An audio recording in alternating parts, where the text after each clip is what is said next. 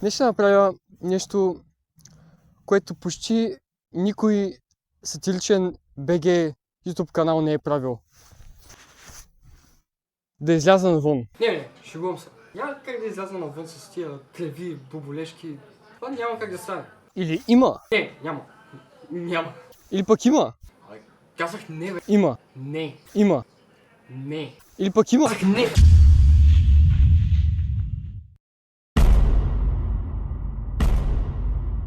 В това видео ще говорим за типичните глупости в ежедневието, както винаги. Като ще ви представя легендата на глупостите, която ще служи да се ориентирате какво се случва по диалите в това видео. Преди да ви изстрелям темите като гамма лъч изстрелян от сблъсъка на две черни дупки, трябва също да кажа, че ми писна от абсолютно всичко. Аз съм човек, който обича да прави неща. Да програмирам,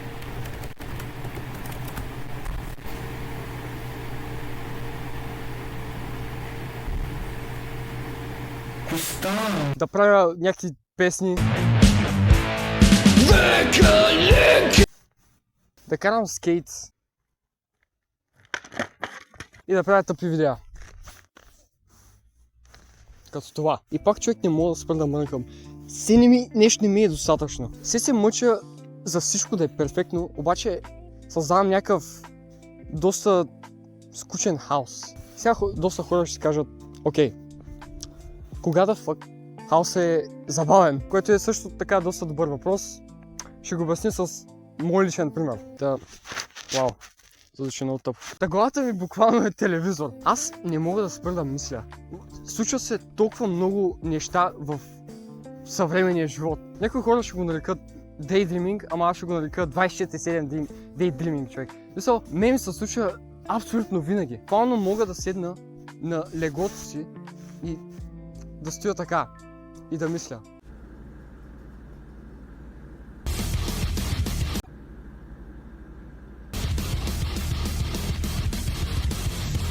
И измислям някакви буквално рандом неща, случайни идеи. Обаче понякога се изживявам в някакви фантазии и трябва да се върна в реалния свят и да видя в какво да леже сме. И всички тези идеи в главата ми буквално са по-добър хаос. Буквално по-привлекателен, измислям някакви яки неща. И идеите в този хаос, за съжаление обаче, чакат да бъдат имплементирани. А защо са трудни за имплементация? Заради същия действителен хаос, който говорех преди малко. И се получава доста интересна бариера между двата хаоса. Обаче, тая бариера зависи от средата, а средата зависи от хората. А хората някак да бъдат променени. Но поне, според мен, могат да се опитат. И от тук преминаваме в темата за социалните клонинги. Мале, това колко тъпо прозвуча на глас. Какво съм писал, човек? Так какво имам предвид това? Факт е, че доста хора имат буквално сходен характер и са, леко казано, скучни. Всеки те иска да стане бизнесмен, инфлуенсър, което няма лошо. Обаче ми писна. Всеки изгубил качеството си да бъде уникален, да разсъждава по свой начин и да прави някакви напълно нови неща, които също го кефят. Добре, трябва да се запозная с повече хора. Писна ми да съм само у нас. Здравей, аз съм Боби, искаш ли да запознаем? Боб? Не продавам Боб. Аз да не съм баба ти. Какво? Това е името ми, бе. Ебавам се. Сега е така. Тайпшип мазна мъцка.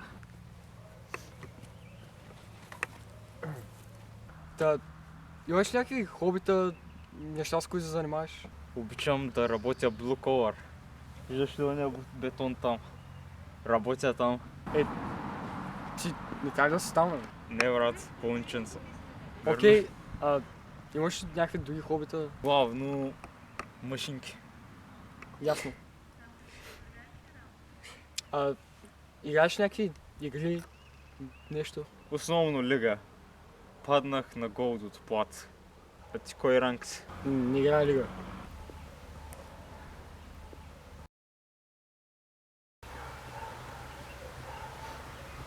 Мислим да живеем в свят, в който всяка мисъл, всяко действие е за пари и как да сме успешни. Къде са, примерно, независимите игрови разработчици, на които не им пука какво правят големите компании, си правят своето нещо. Къде са тия хора, които им пука нещо да стане качествено, а не най-капитално печелившо? Ами тия хора са тук. Обаче са на изчезване. Трябва да ги сложим в червената книга. Тъжно е. Но е факт, който няма как да бъде игнориран. Защо тук минават толкова много коли, брат? Иска да отида в някакво място, дето така няма никой. И е много лесно да отидеш на такова място в този град, защото буквално няма хора. Обаче да, what the fuck? Окей, още една. Брат, колко... What the fuck? Човек, тя е някакъв иноваторски бунт. Тя ни нещо по-силно даже от ония политическия бунт, който ставаше до скоро време. Тя българите да се възродим от това капиталистическо робство. Аз ще звуча като някакъв съвременен революционер. What the fuck? Най-вероятно хората, които участват в тази инициатива, ще се броят на 5 пръста на ръката. Обаче, като се замислим, това е всичко, което ни трябва буквално. С съвременните технологии и знанията, които имаме, можем да направим на практика всичко. Може да направим игри, CGI филми, роботи, космически совалки, атомни бомби. Добре, тук малко романтизирах. Обаче, защо не става така? Защо никой не се възползва от това? Защото на никой не му пука. Хората, човек, правят хуманоидни роботи в гаража им с някакви части от AliExpress. И другите са като... Към софтуер, примерно... Да. Да, доста интересно. Там ще ми Ти му доста пусна време, нова защото песен, се поканиха развива го на интервю. такова ниво, че Маса! свободно и Човек, и на човека... трябва да тръгвам, да- бавно е в това болницата. моята цел. Умира човек. Трябва не мога. Ай! Хората се кепят на глупости, после те гръмват и медията ги кани, за да се качи рейтинга. Това знаете ли на какво ми напомня? Точно така. Две калинки. Никога няма да спра да мрънкам колко мраза тая песен и колко гледания вече тя има. Как ще седиш, брат, и ще си я реплейваш нон-стоп, докато не стигнат 500 гледания? Много ма дразни човек. После хората ме питат: добре, кога ще качиш следващата песен? И какво се очаква от мен? Да направя Linkin Park Gent cover на българския химн?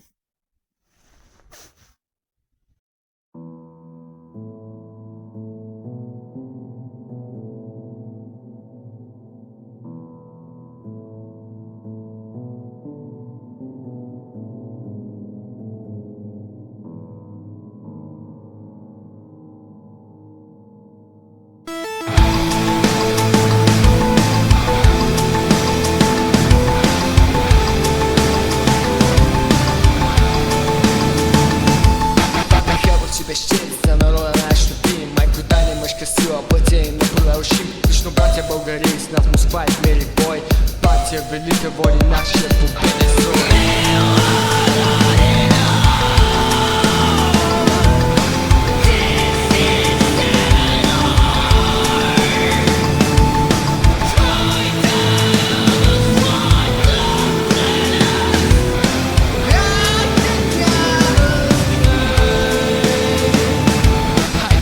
Българи, към Балканата въртим. Там се готви бойнашки за свобода, братини. Гордо стара планина, но не изсеват си сине. Слънце видиш позлатява, към земята се белей.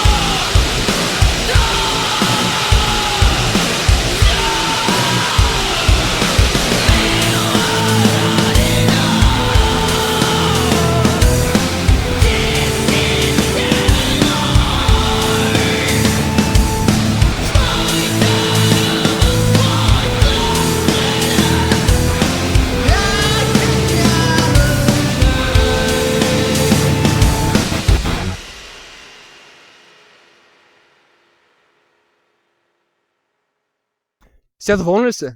Добре, да се върнем към темата. Обаче как? Как трябва да излезем от тази ситуация? Ами, не знам и не мисля, че аз съм човека, който трябва да отговори на този въпрос. А всички ние, някак си като общество сме свикнали главният герой да иде при нас да ни избави от мъките. Обаче хората, като минат на негово място, мисля, че ще разсъждават по съвсем различен начин. Ханко брат не е дал оная сопа на синовете си, за да си играят с нея, брат, а да им покаже някаква смислова идея как да управляват държавата. И факта, че случилото се след това се повтаря и днес, нали, всеки тръгва по свой път, не му показва останалите, ни показва къде е проблемът.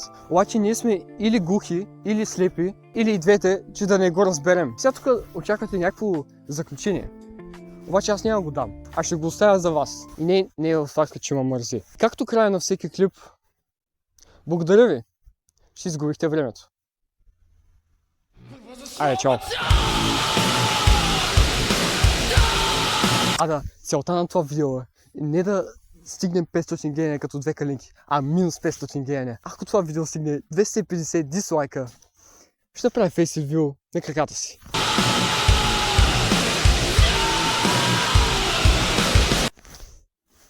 Това как прозвучало съня. След хора, ще покажа краката си.